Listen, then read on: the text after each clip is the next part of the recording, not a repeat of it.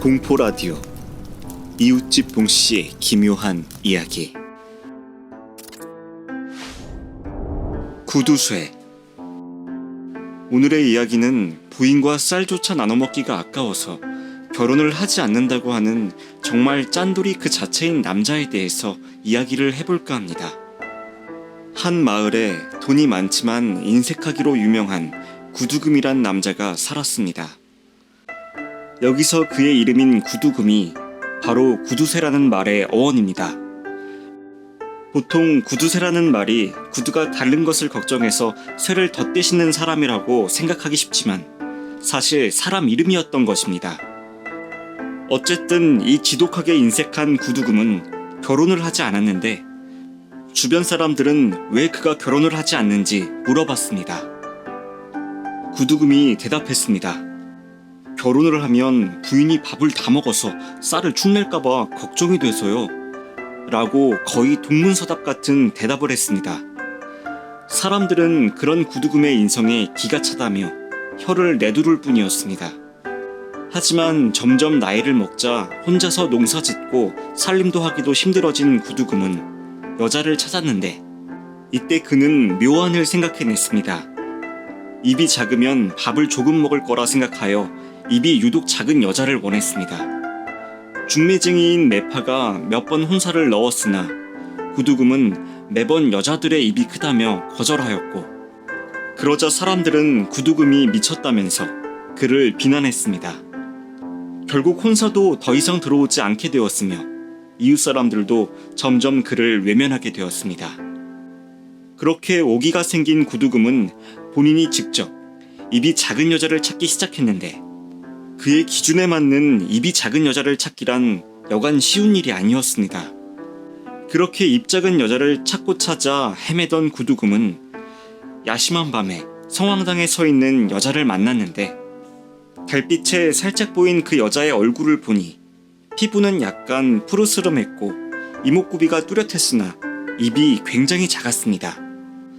어찌나 작은지 잘 안 보면 입이 없는 것처럼 보였습니다. 보통 사람이라면 이상하게 여길 외모였으나 구두금은 여자에게 청혼을 했고 같이 살자고 구애를 했습니다. 그렇게 해서 그의 신혼생활은 시작되었습니다.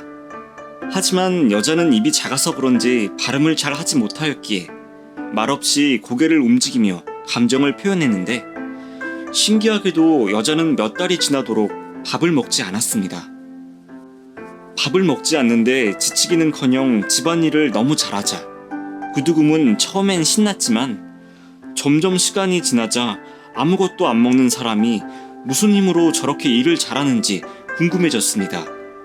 더구나 자기 혼자 밥을 먹는 것 치고는 쌀이 빨리 줄어드는 것이 수상했기에 구두금은 아내가 다른 남자가 있어서 밥을 갖다 주는 게 아닌가 하고 의심을 했고 그래서 하루는 밭일을 나가는 척 하다가 집으로 돌아와 벽장 안에 숨어 있는데 한참 있으니 집안일을 하던 아내가 부엌으로 향했습니다.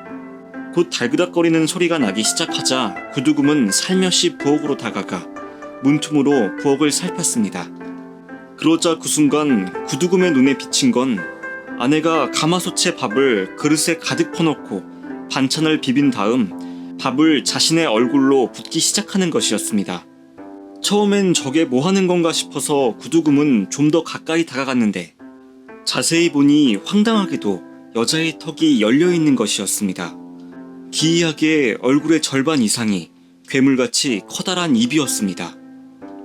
그런 괴기한 모습에 구두금은 놀라 자빠졌고 그가 넘어진 소리를 들은 아내는 구두금을 노려보더니 입을 더 크게 벌리기 시작했습니다. 아내의 양 귀가 옆으로 벌어지고 턱은 아예 배에 닿을 정도로 크게 벌어지자 구두금은 너무 무서워서 제정신이 아니었습니다.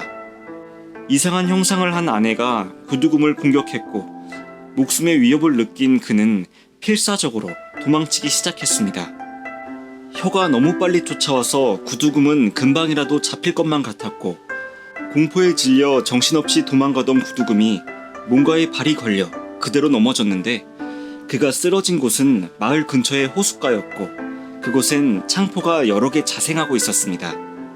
구두금은 난 이제 죽었구나 라고 생각했습니다. 그런데 그때 괴물의 모습을 하고 있는 아내가 구두금이 있는 곳으로 오진 못하고 주위를 서성거렸습니다.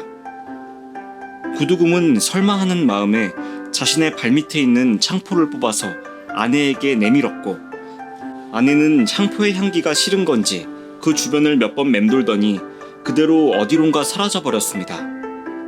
그렇게 목숨을 건진 구두금은 그 괴물이 다시 집으로 올까 무서워서 창포로 다발을 만들어 대문 앞에 걸어두었고, 창포의 향기를 몸에 계속 남기기 위해서 몸에 창포를 으깨서 가지고 다녔다고 합니다.